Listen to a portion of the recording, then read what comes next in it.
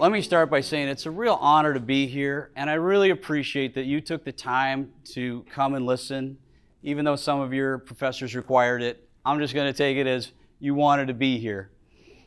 I want to tell you my story, and a lot of it's going to be business, but I want to give you kind of the beginning. I was born in 1970, so forever ago, and the first day of kindergarten, I was afraid to go. And my mom asked the school principal to stop by the bus stop to encourage me to go. That was followed by me getting a few more D minuses than F pluses all the way through 10th grade. I was a complete failure as a student. In 11th grade, I decided to try. I was really, really good at failing, which takes some effort. So I decided to try and succeed. I had totally changed my mind. Junior and senior year, I was on the A or B honor roll every trimester. My high school had trimesters. And I was able to get accepted to Franciscan University. It's actually the only school I applied to. I was accepted. I came. I wanted to teach kids that dealt with a learning disability like I did. I had great empathy for students. I'd been where they had been. My brain thinks differently. A lot of teachers told me I was dumb and stupid and incapable.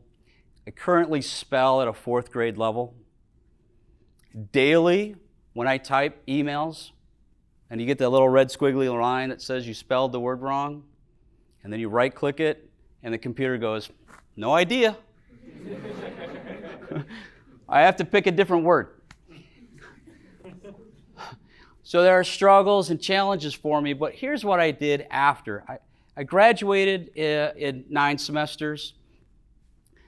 Show of hands, the 3.0 students and higher, if you're willing. Oh, look at that. So if you didn't raise your hand, you've got a great shot at being an entrepreneur. I was a 2.4 graduate. I had just an amazing experience here. And so, first of all, congratulations that you're here. This is an amazing place. And when you're a kid, you put that tooth under your pillow, and money is there the next morning.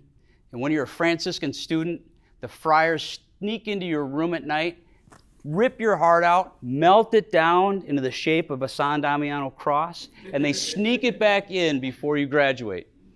It's an amazing transition you go through being here. So I'm glad that you're here. I taught for 6 years. Met my wife. She also taught. She taught kids with physical disabilities. And when it was time to have our children, I wanted to make a little more money. I grew up relatively poor. My dad was a truck driver, and there were a lot of times where we struggled for money. There were times when there wasn't enough food in the house. And so I didn't come from a lot of cash, and I wanted to live life differently. I wanted to not limit my kids. If there was something, I wanted to be able to provide that opportunity for them. So I got into sales, and I sold office supplies and cleaning supplies for 3 years. That business went out of business, and as it was going out of business, I discovered Jimmy John's. I got into Jimmy John's. I needed my brother-in-law to get involved. He needed $50,000 of cash. And when my wife and I got married, we each had our own home. And I rented mine out for a few years, and I sold it at the top of the market. I was really lucky with the timing, but I made $35,000 selling a house I bought for $40,000.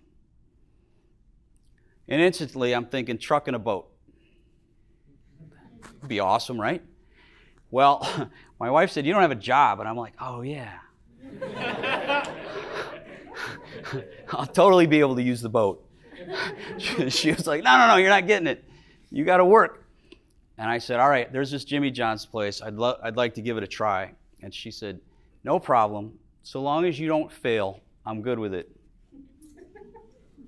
Well, that really struck a chord because I told you I failed a lot and I was really good at it. I didn't have that many years of success in my history, 2.4 college student. So I threw myself at it, and I really, really went into it. And I named my company Spin the Planet. It's a unique name. It's different. People say I like that when I give them my email address, dan@spintheplanet.com. Now you have my email address. It's really simple, and if you need to email me at any time, I'm happy to take your emails. I want to help if there's anything I can do to help. But I named it that because the first time, it's interesting being in this room. The first time I was on campus, this was a roller rink, and I was skating on my visit the year before I started school here. But my senior year, between my senior year and my extra semester, I worked for the convention staff, and I met a guy named Brian. And Brian was a workout guy. And Brian worked out 3, 4, 5 hours a day. A little excessive, right? But Brian met me, and he goes, "Hey, man, we're working out. You need to be more buff." And I said, "I'll work out with you." And after 3 hours, I'd quit. It's just too much of a workout. But Brian called me as I was figuring out what I was going to name my company. And Brian said, "I've been in my bedroom for 3 days. I'm in a funk. I think I lost my job." I'm like, "Probably. You've been in your bedroom for 3 days. I've never been in my bedroom more than 8 hours, but 3 days? That's excessive." So I was trying to cheer Brian up, and Brian, in my mind, it just popped in. Brian looked like that Greek god. He was always doing like a muscle pose. He's like, "Do I have gum on my shoe?" I'm like, "Geez, dude, no." But Brian looked like that Greek god Atlas with the planet, the Earth, on his shoulders. And I'm like, "You feel like that, like you're way down, you're in this funk." I'm like, "You need to get up, go do something, go spin the planet, go get out of your own head and do something for somebody else, because God's given you gifts and talents and abilities." And I said, "I don't care if you help some old lady across the street, you carry groceries for somebody, you change somebody's tire on the side of the road. Get out of your head and do something for somebody else." And I knew I was going to be doing Jimmy John's, but I had to have my own business name. And I want to spin the planet doing business as Jimmy John's. And at Spin the Planet, I knew I was going to be hiring a lot of part-time, a lot of minimum wage, a lot of first-time employees. And you may have worked one of these jobs, and on your paycheck, it didn't say Jimmy John's or Subway or wherever you got your first job. It said the name of the corporation that was doing business as, if it was a franchise. And I didn't want it to be Dan Band Sammy's doing business as Jimmy John's, because then you're working for the man, right? I don't want to be the man. I want to be the dude. I want to be that guy that is supporting and helping. And I've worked minimum wage jobs. I washed dishes at Perkins for 6 months when I was 16. I wanted to hear what people had to say, and I wanted to say to these people, what you're doing is meaningful. Just about everybody I know knows how to make a sandwich. It's not complicated. It's not rocket science. Is it spinning the planet? It can be, depending on how you go about it. Everybody wins in my organization. The customers win. They're excited to not bake bread for 3 hours, slice up tomatoes, lettuce, and put a sandwich together. They can come into one of my shops, and in 30 seconds, they're walking back out with a sandwich. And they're happy to exchange the $8 or $10 if they get a combo, and now they're eating, and they've fed themselves, and they can go on and use their gifts and talents and abilities to do what they do really well. Our entry-level frontline workers, a lot of them part-time, want a part-time gig because they're in high school, they're in college, they're going to be the next best video gamer that makes 6 figures.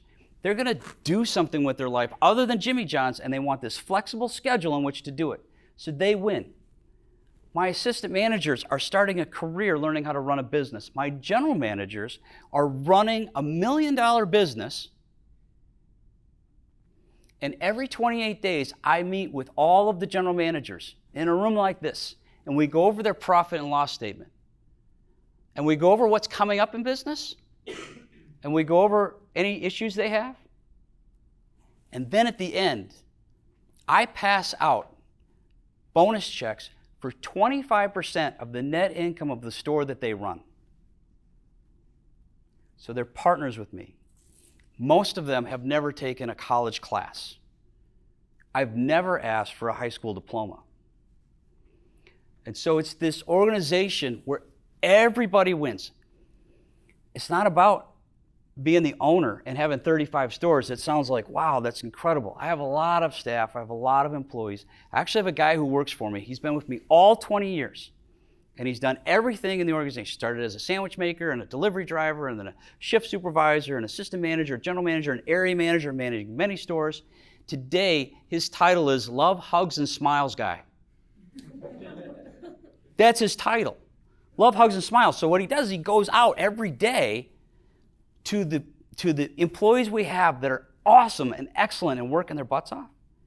And he might bring them a new pair of shoes or a new jacket when it gets cold. He might take, hey, give me the keys to your car.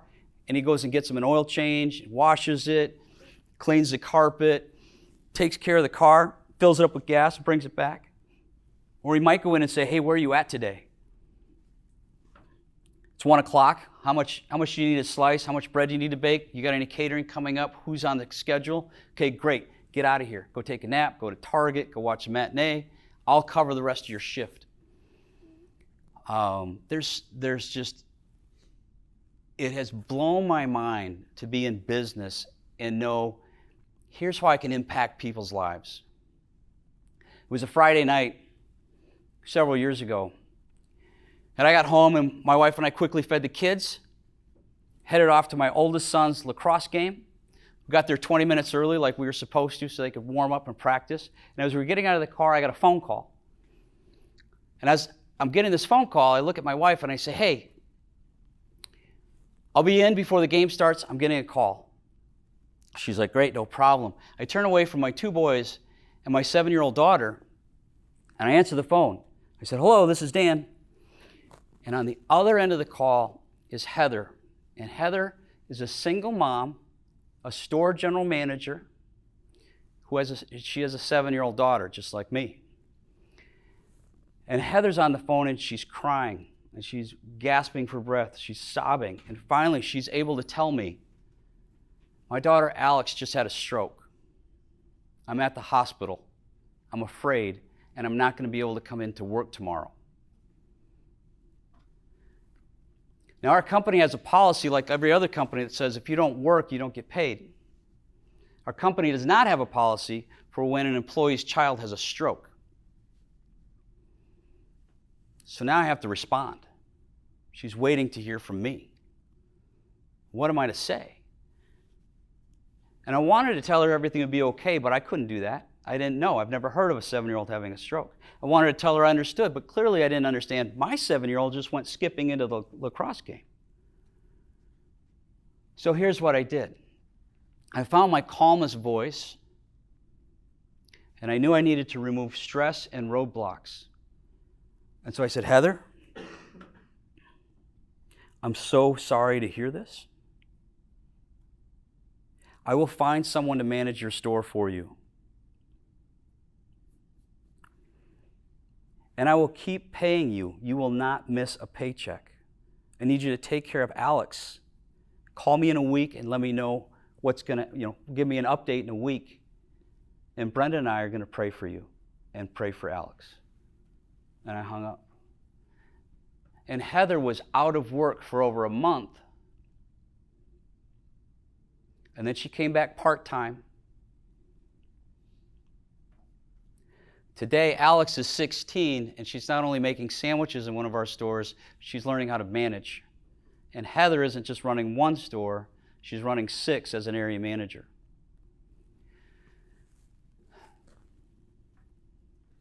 My wife and I have been able to do that a number of times. We've had employees have cancer, need heart surgery. Maybe they just needed a tooth replaced. But when you are the man, or the dude, you understand. And I was here at Franciscan, and I pronounce it differently now. And when I was here, I learned how to pronounce things a little bit differently sometimes than I do in Minnesota. So what I learned is that there's some people from Ohio Valley that say Yins. Yins want to go to the calf. But they're different than the people that say Ewans want to go to the calf. And I sometimes pronounce Franciscan as Francis can. I will tell you, having heard what I've said so far of failing and not working and not being successful in school, to deciding to I can do this, I can do this, I can open a business. Not only can I open a business, I can be extremely generous. I can take care of not only the people that work for me. I have a policy. A lot of my employees don't understand the difference between cussing and cursing. It's different. One uses a deity's name in vain, and one is just your four-letter swear word. So I teach that, and I don't allow anyone to use anyone's deity in vain. I've never heard anyone say anything negative about Muhammad or Buddha. It's always our God, right, that they're ripping on. But I don't allow it. I allow some of those other words. I mean, they could say the S word, Subway. And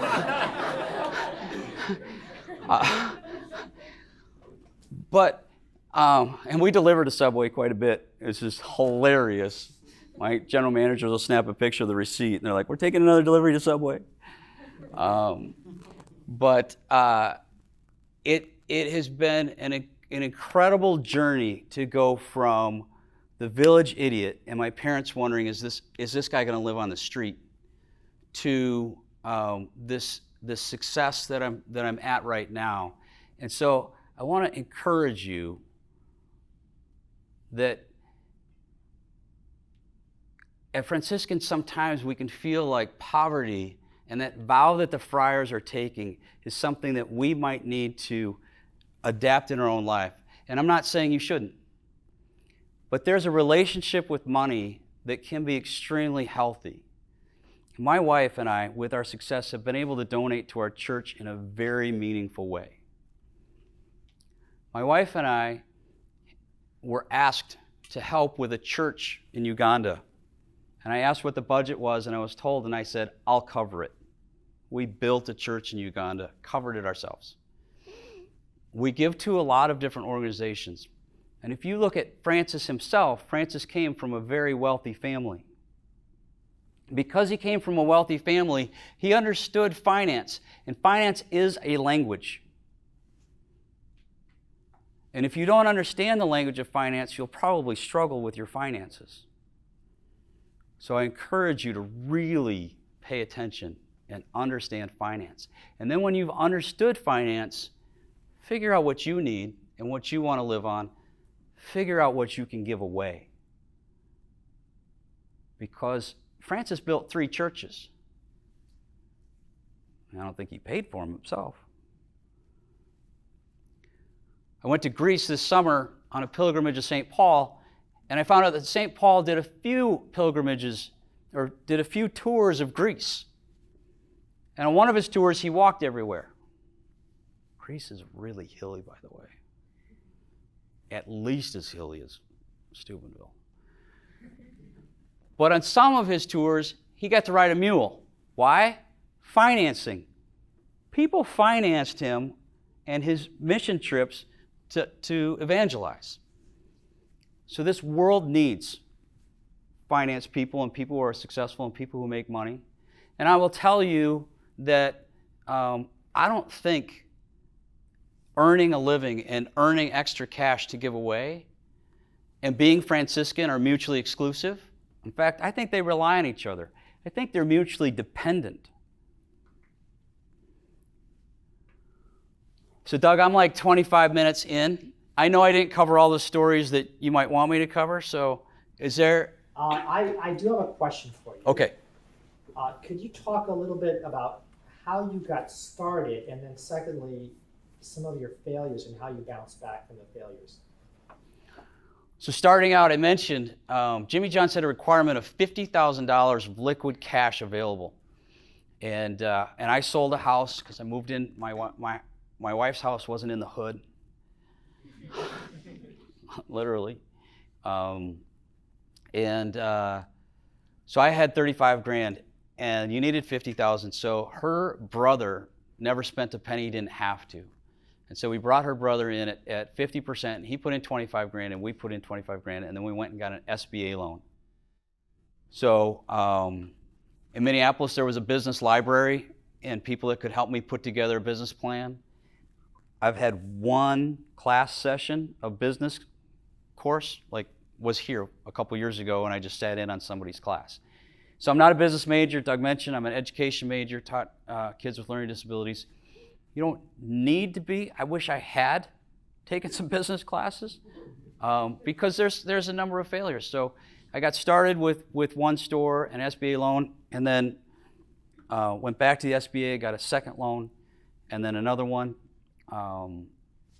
There is a Jimmy of Jimmy John's, and so I'd see Jimmy every 6 months. And the first time I saw him, it was a month before opening my first store. And I went up to him and I introduced myself and I said, I got a store opening next month in Minneapolis, St. Paul, and I'm going to open 30 stores. And he'd say, great, write me a check. Jimmy, I can't afford to write you a check. I was a school teacher. He's like, well, you're bugging me then. So I go back home, I open the store, I see him again in January, and I said, hey, Jimmy, I got one store open, I'm working on the second one. I'm going to open 30 stores. And again, he says, write me a check. I said, Jimmy, I can't afford to write you a check. He goes, you're still bugging me. So I went back to St. Paul, I opened a second store. I saw him again in July. Now I've got 2 stores open, and I said, I'm working on my third store, I'm going to open 30 stores. And he says again, write me a check. I said, Jimmy, I can't afford to write you a check. I got 3 SBA loans. I can barely pay the bills. I'm working 20 hours a day, but I know I'm going to build 30 stores. And he goes, you're bugging me. I'm like, I'm sorry, I'm just telling you where I'm going. I'm telling you what I'm doing. Then in October, he called me and he said, what are you doing? I said, what do you mean? He said, what are you doing? I didn't realize this, but my name had come up. I had built 3 stores in 14 months, and he had people who had signed a franchise agreement who still hadn't built a store. And they signed up before I did. So he knew I was doing what I said I was going to do, and he said, I've got some guys who have some money. They'd like to invest in Jimmy John's, but I don't trust them to bake bread. And I said, well, let me talk to them. And they came up and we created a partnership, and for 5 years, I worked with those guys. And for 5 years, instead of me going to the SBA and doing this much paperwork to get a loan to build a store, they just wired 100% of what I needed into my account the next day. Every time I sent them an email, I needed $400,000 to build a Jimmy John's in this suburb. Next day, boom, wired into my account. I'm not lying. True, I fell off my chair the first time it happened too. I was in shock. If you have a direction, even if you don't know how you're going to do it, go. And if you're called to do something, go. And if God calls you a different direction, He calls you a different direction. But if He doesn't call you a different direction and you're really listening and you're praying and you're paying attention, He may just pour rocket fuel on what you're doing and how you're doing it. And some failures. My very first store, I was looking at my budget, and I was looking at what I had borrowed, and I was looking at how am I going to get this thing open. And when it came time to going over the lease for the store location, I decided to avoid the $3,000 expense of a lawyer to read the lease. I'm like, $3,000, that's a lot of Jimmy John's sandwiches. A lot. Because, we make like 20 cents on a sandwich. So I'm like, I'm going to skip that. What I didn't know, because I was new, and what I didn't know because I hadn't taken a business class, and what I didn't know because I had never signed a lease like this before, was that in this lease, there was a clause that said, we think this is such a great location that you might be partly successful because of us. It's a percentage rent clause. And so there's a natural break point. So I would pay rent up to X amount, but I had to report sales. So as I reported sales, they said, yeah, you owe us the rent you thought you were going to pay. But then my sales increased because why? Because I'm working my butt off. And sales increase, and all of a sudden they're sending me an extra invoice. So I had a 5-year lease, and at 2.5 years I hit that natural break point, and now I had to pay more rent. And over those 2.5 years, I paid an extra $80,000 in rent than if I had had a $3,000 attorney look at my lease and say, you don't want to sign this part right here, that should be amended. From 2001 until 2015, every store I opened in Minneapolis and St. Paul was successful. They all made money. Some not a lot, some a lot, covered for the ones that didn't make a lot, but they were all successful. But in 2014, 2015, the Minneapolis-St. Paul market was full of Jimmy John's. There wasn't room for another one.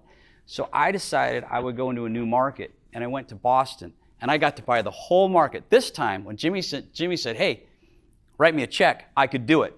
And I borrowed the money from the bank, but the bank was willing to give it to me because they saw my track record. So I went to Boston, and it was $2 million for the franchise fees for 75 stores. And I thought, I'm going to do the same thing I did in the Twin Cities. I've got these people that are buying new cars, that are buying houses, and their families always lived in an apartment. The people that are calling me out, come look at my new car, check out the air conditioning. They're so excited. And I'm making a difference. And I can't tell you how many couples we have that work for me that met at Jimmy John's, and now they're married and buying houses and having kids, and it's really cool to see. But I'm going to do the same thing in Boston. Well, I get to Boston, and Boston is a home of Dunkin' Donuts. It's a franchise, just like Jimmy John's. But in Boston, Dunkin' is from Boston, so they'll love Dunkin' in Boston. Jimmy John's is not from Boston. They didn't like it. They didn't want to support it. Boston's a cool town. And I opened a store around the corner from this place called Mulligan's Sandwich Shop. And I went in one day because Jimmy John's wasn't open. I want to check out the competition. I've already made the commitment. I'm already building the store. I walk in, and it's this tiny little store, room enough for 3 or 4, maybe 5 customers to stand and wait while your sandwich is made. And I ordered a turkey sandwich, a roast turkey sandwich. And this guy went over to this oven and opened it up, and it was a Thanksgiving turkey. They made a Thanksgiving turkey every day, and when it was gone, they didn't sell turkey sandwiches anymore. But it was the best turkey sandwich I had ever had in my life. And it was the same price. I'm thinking, and it was 4 times as much meat. I was like, how are we going to make it? We didn't. I opened 9 stores in Boston. 2 of them are still open. I closed 5 of them. It cost me $1 million to close those 5 stores, to do the debranding and buy out of the leases that I had committed to, $1 million. Again, I didn't have that. I had to borrow that and then pay it off slowly. But failure isn't necessarily a bad thing, and it's not a reason to not get into business.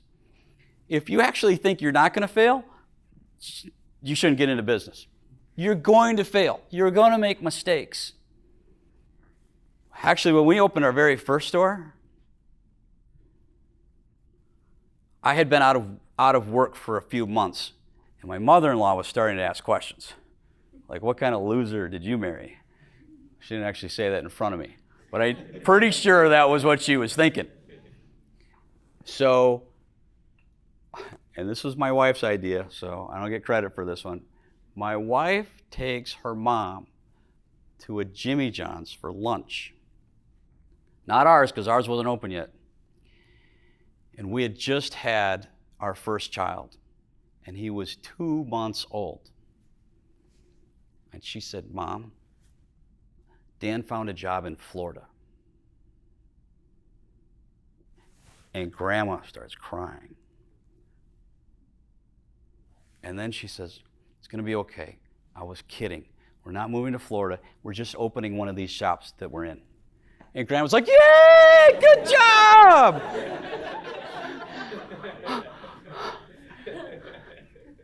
We knew, and we didn't tell her until it was too late. Like, we'd signed the franchise agreement, we'd signed the lease, we signed the bank. I was going to training in Champaign. There was no turning back. We were really confident that if we had told her before we had signed anything, she'd probably talk us out of it. I'm not suggesting you do that. But maybe, if that's what's going to work in your family, do that. Because there will be people that will say it's too risky. There will be people that will talk you out of it. And when people come to me and they say, hey, I'm thinking about getting into Jimmy John's, my response is, do you want me to talk you into it or out of it? Because I could do either. It's hard. It's way harder than it looks. But I don't mind working hard. And if you don't mind working hard, I would highly encourage you to open your own business. I like being the decision maker. I like having a love, hugs, and smiles guy. I like my team. I like helping them out. I love when life is the worst for them, that I can be the support that they need. Because a lot of companies just won't do that. And they can't do that. Or they've got a policy that won't allow them to do it. I get to write the policies. That's cool. Other questions? Yes? I kind of have a two-part question. One, what drew you to Jimmy John's to want to run that as a franchise? Okay. And then second, what made you think of having the position of the Hugs and Love guy to implement? Okay. So the first one, I did do a little research on other options. Every 5-year-old I know can make a sandwich. And Jimmy John's they had one location in the Twin Cities when I got started. Now there are 90. I own 35 of them, but there are 90 in town. Subway, I would have had to move to some tiny little town somewhere to open a Subway, because at that time Subway was everywhere already, and now they're still everywhere. Although they've closed over 1,000 stores each of the last 3 years in a row. Jimmy owned his own stores. Subway, when I started, owned 3 of their own stores. Now they own 0. And I think, how can you test? How can you put out to the franchisee, this is going to work when you don't own any of your own stores? I think it's crazy. The biggest factor was I could afford a Jimmy John's and I couldn't afford anything else. The second question, the Love, Hugs, and Smiles guy, he's also the guy that inspired our sabbatical. So I had this kid at 18 who started working at my first store.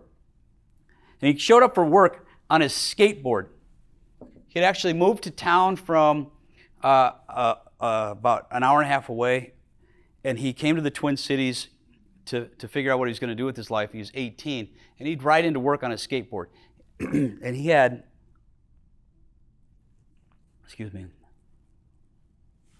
he just had this incredible energy, and it fit with Spin the Planet. And after 4 or 5 weeks, I was like, I want to make this guy a manager. So I tell my wife, I'm like, I got this kid, he's 18. I think he should be a manager. And she was like, you've been working too much, you're crazy. I said, just come in. And they hadn't seen her because she's home with my 3-4-month-old kid most of the time, and she was still working part-time. So she came into the store when Paul was working, and she ordered a sandwich. She sat down, and she's got my kid in the baby carrier. He's right over here, by the way. And he's big now. He's 20, just like our company's 20. And she sat him on the table, and she's having her sandwich. And within minutes, she identified him, and she's like, yeah, that kid should be a manager. And so he's been with me since before I opened my second store. And what I started to realize is that putting your key in the door of a Jimmy John's every morning and stretching and baking bread and shredding lettuce and cutting tomatoes and slicing the meat and cheese and putting in about 5 hours of prep work before a customer even walks in and working on your own for 3 or 4 of those hours can get in your head of just, I'm a robot, this is monotonous, I'm doing all this food prep that really should be done by a robot, and I'm in my head too much because I'm all by myself working. And so I started to see turnover, and I thought, there's got to be something I can do to take care of these employees, because I tell my guys, I'm like, you're not shredding lettuce and stretching bread and baking bread all day as a robot. You're operating a $1 million a year business. You're buying $300,000 worth of food. You're paying people $300,000. There's $100,000 going to Jimmy John's in the advertising fund. You are managing a lot. And so they're running a business, and depending on how they run it, it makes money or it doesn't make money, or it ends up having a really decent bonus or it doesn't. And we compare the stores. Hey, these 2 stores did the same in sales. They didn't have the same food and labor costs, and so the profit is significantly different. So this guy's walking home with $500 today, and this one's getting $1,500 because of how they ran the store. But that Love, Hugs, and Smiles guy, Jimmy inspired that a little bit. He was doing something similar, And I was like, that sounds like a great idea. And I just implemented it. And I don't need that position. It's not required in my franchise agreement. And I could take the money that I'm paying him and give it to myself, but that doesn't move the needle for me. Yes? Can you go into specifically what your pre having that guy turnover rate was and to post having him? What the turnover rate was to just see like. You're such a good student. If you're okay sharing that. Oh my goodness, are you a great student? We have a saying that if you can't measure it, you can't manage it. But I have no idea how to answer that question.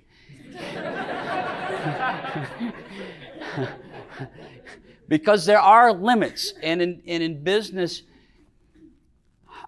I could spend all of the profits of my business and then some hiring people to analyze my business and have those exact stats and really know those numbers. But that's not always wise either. And so there are excellent metrics that we measure. And honestly, when I have a discussion with the president of the company and we talk every year about what positions we're going to have and keep and what people are going to be paid and so on and so forth, he is in my luxury category. It's an absolute business luxury to have a love, hugs, and smiles guy go out and take care of the team. But it's kind of a luxury like an oil change in your car. And at some point your car will have the oil change light come on, and you can keep driving the car. But at some point, the engine's going to seize up. And that's what I'm trying to avoid. And I think the gap on that is really hard to measure because there's so many other factors as to why people come and go and why they leave. And COVID threw a whole wrench in everything. And but I love the question. I know you're an A student just because of that question. Right here. Is it still profitable to try to enter in as a franchisee? Is it still profitable to enter in as a franchisee? I mean, given the larger success that Jimmy Johnson's had in recent years.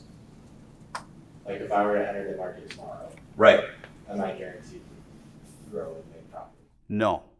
If you enter business, there are zero guarantees. None. It's worse than that. There are competitors that are trying to stop you from succeeding. They want your business. They're fighting for those customers and those dollars. But I will tell you, the guy who works the hardest almost always wins. And so when we started off, I mean, it was, my employees literally asked me, like, hey, did you tattoo that black shirt on your body? Because I was always in uniform and I was always at the store, or I was marketing, or I was going to pick up food, or I was taking a delivery, or running to Office Max for something we needed. You can be successful today. If you get into Jimmy John's, absolutely. If you find the right market, you find the right location, you have my email address, I will help you. If you want to get in, if you want to choose a different concept, I will still help you. I will lead and direct you. I won't have all the answers.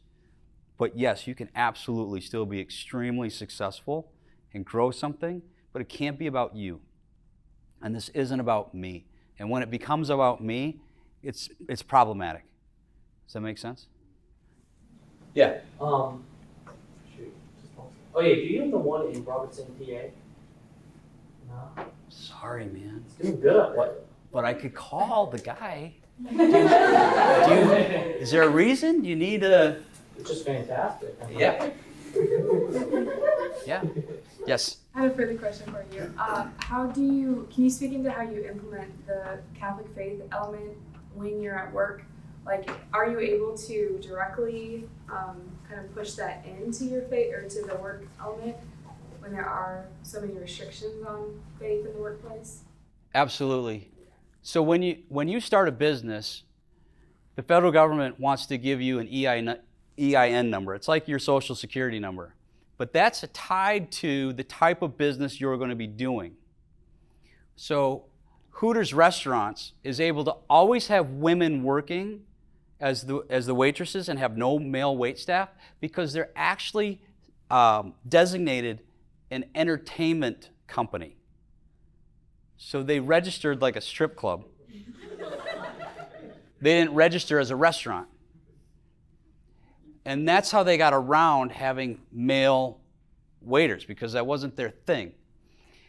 I'm registered as a restaurant, and so I've got to act like a restaurant legally in how I perform what I do.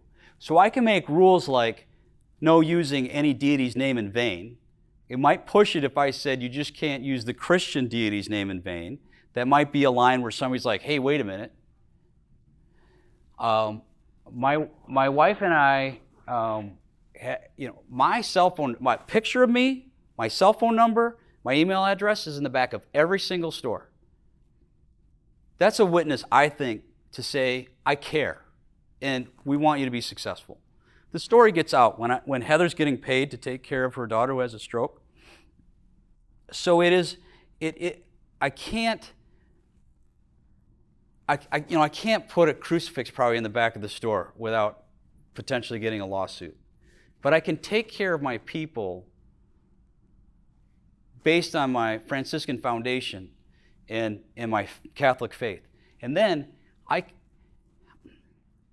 advertise in the Catholic high schools, and I support when they have a basketball tournament. And I'm like, hey, all the umps, all the referees get free box lunches. And so there are things we can do and things we can't. We have had a number of employees pull my wife and I aside different times and go, hey, can we talk about God? And that's really amazing. And we had a guy, we have an employee who I don't think can read past the second grade level. And he spells worse than I do when he sends an email response to customers. And he pulled my wife aside and he goes, hey, you know what? I used to be Catholic. Are you Catholic? And she had to be careful, but she was able to say, yes, absolutely. Why are you asking? Have you got a question? And he said, I'm thinking about going back to church. And she was able to just encourage that and believe in him. And so we do have to be a bit careful, especially with anything we put in writing. But it's evident in how you walk, and it's evident in how you care, and it's evident in how you approach situations and problems and things that come up, because stuff comes up all the time. There's always drama. And we always do our best to approach that answer, with heaven in mind. Yes? Could you talk a little bit about the challenges of your work-life balance? Every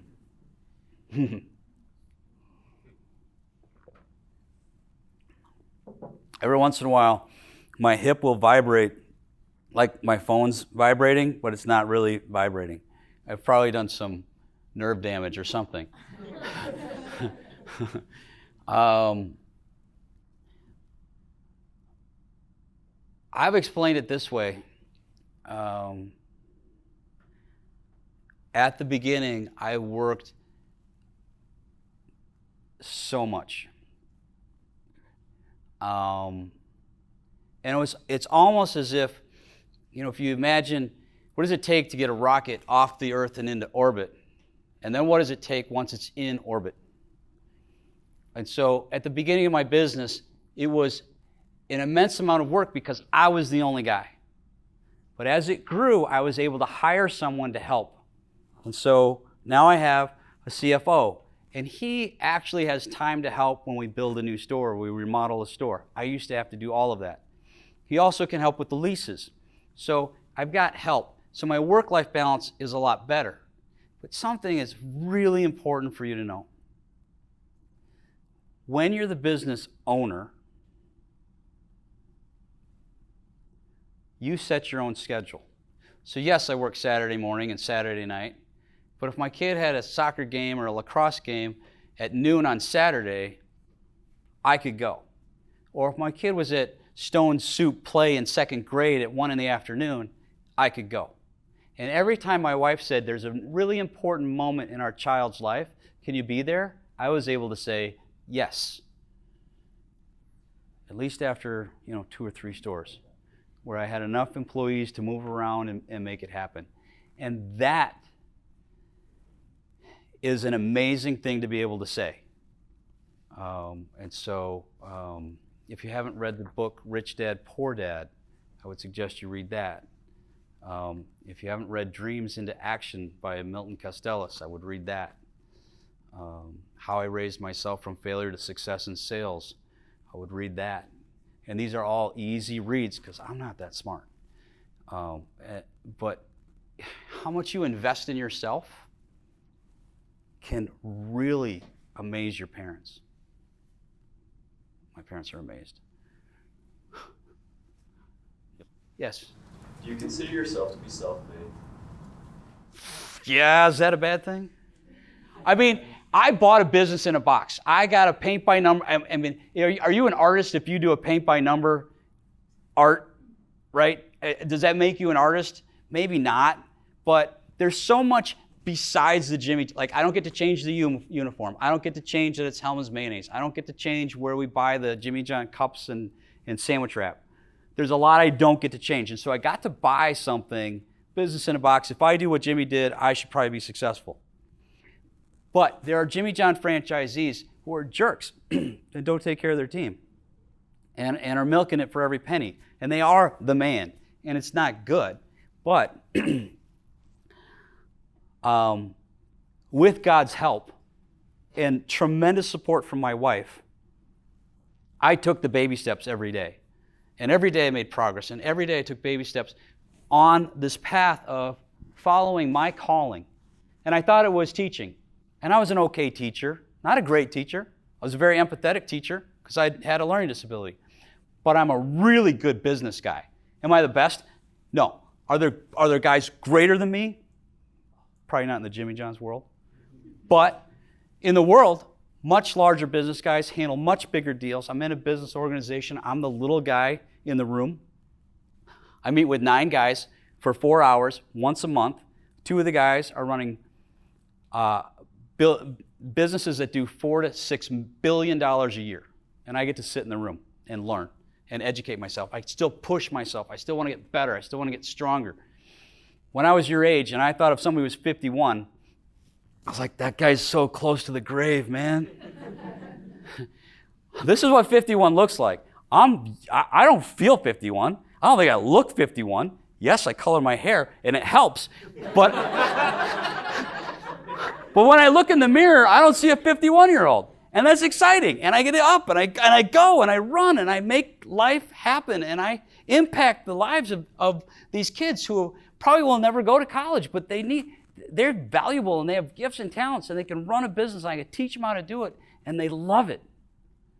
And so my self-made, everyone's self-made, and you just got to go, well, what did you make yourself? Yes? You're the dude. Why not? You get to choose. There's so many choices in life, and we choose where our results are. We choose them to some degree, and yes, there are struggles, and there are roadblocks, and there are things that will come up, and we can come up with excuses all day long. Stuff happens. Oh, this happened. Oh, this happened. Oh, everybody's got excuses. Everybody's got reasons why it didn't happen. Everybody. What are the reasons why you succeeded? What are the reasons why you made yourself who you are? And this isn't about me, self-made. It's never been about me. It's about Spin the Planet. It's never been about how big is my bank account. It's how much can I give away? How much can I help? So far this year, the managers in my stores have been given at the end of the 28 days over $500,000 in bonus money in 35 stores. And we've got 4 or 5 months to go on our financial calendar. It's awesome to take kids whose parents were like, you're not going to college? You're not going to take that step to better yourself? What are you going to turn into? And then they could become a manager at a Jimmy John's at a fast food restaurant? You loser. No. Mom, Dad, look who I hired. I hired Bill. He was 14. I asked Bill, why do you want a job here? And Bill's like, I'm saving for a paintball gun. Really? Yeah, I want a paintball gun. Great. Here's how you make a sandwich. 6 months later, Bill comes in, got a picture. Here's my paintball gun. Isn't it cool? And I'm like, I don't know. Probably. I'm sure it is. Are you going to keep working here, Bill? Yeah, I'm going to keep working. Why? I'm saving for a car. What are you going to do with the car? Well, I need a car. I'm going to have, to get back and forth so my parents don't have to drive me. And then Bill gets a car. And then Bill's like, here's my car. I'm like, that's a cool car, Bill. That's awesome. But then Bill, I'm like, are you going to keep working here? He's like, yeah. What are you saving for? He's like, I'm going to go to college. I'm like, great, Bill. Well, Bill started working at our first store when he was 14. Now he's 34. He's got a college degree. He's got a wife. He's got kids. But Bill started working for us, and we had an impact on where Bill's life is now. And my managers are doing that every day, hiring somebody new, teaching them how to tuck their shirt in, how to use a broom. I hired an 18-year-old kid. One of my managers did. I went in to see the manager. I got to talk to you. He's like, hey, this is Bob. He's been working for us for 10 minutes. I'm like, hey, Bob, I just walked by a mom and toddlers walk out and they turned 100 chips into 1,000. Can you go sweep that up? And he's like, yeah, sure, no problem. And I talked to the manager, and as I'm talking to the manager, I look over at Bob sweeping, and Bob's holding the broom like this. I'm like, hold on. I go over to Bob. I'm like, have you ever used a broom before? No, sir. You're 18, you haven't used a broom before? He's like, no. I'm like, well, I know why your parents wanted you to get a job. It's more of a hockey stick hold than a baseball. It's not a baseball bat, it's a hockey stick. And we're teaching people how to sweep. It seems unbelievably simple, right? But that's what we're dealing with. And that's why they get minimum wage. They have zero skills walking in. They know their name, and that's about it. So we teach them, and that moves the world. That spins the planet. And so when you leave here, you should leave with goals way bigger than they were when you walked in here. Whatever you do, please don't limit yourself. You will, but I'm going to ask you to stretch those limits. Push the possibilities. And even if you don't get there, you'll get farther than you first anticipated you would. Don't sell yourself short, because you only get you. They don't do brain transplants, and they probably won't in your lifetime. The you got is what you got. So how do you get to heaven and be able to look God in the face and go, I tried my best and I did not waste anything. I fulfilled the potential I thought I could get to. And I want God to look at you and go, way outperformed what I expected. Wouldn't that be great if he said that? Oh, am I impressed. I thought you'd get to 10 stores, but 35? You outdid yourself, man. Come on in. Any other questions? Yes. I'll get you in a second. What's the best thing if you want to be an entrepreneur out of college? What do you think is the best thing you can do now? The best thing, what year are you? Sorry, what? What year are you? Are you I'm a freshman. Freshman. Listen, I'm an educator, and I strongly believe in educating yourself and getting as much experience as you possibly can, finding out what industry you think you need to be in, and understanding it and researching it, and volunteering if you need to be in that industry to figure that out. And you might get it wrong. You might start off in one thing and it should be something else. But give up TV, video games, screwing around kind of time. Doesn't mean don't go play ultimate frisbee with your group, but invest in yourself the way some people invest in the stock market, the way some athletes invest in. You don't want to overdo anything, but you're never going to stop being you. So how much of your time is you building you, whether it's your classes and your studies, and then what you do on top of that, and how much of your time is doing something for somebody else, and then how much of your time is just like, dude, I got to watch a half hour of Friends or whatever your thing is. You know what I mean? Like, how do you find that balance for you? But if you put $100 in the market 10 years ago, it'd be worth 1,000. But if you put 1,000 in, it'd be worth 10,000. So how much of you are you going to say, God, I got to take this thing to the next level? Everybody has an expectation of me. The expectation of me when I was in 6th grade was that guy's going to be the village idiot. What did I show them? Huh? So, but that was because I decided. Am I self-made? I don't know, but I decided to be as much as I possibly could be, and I'm not satisfied.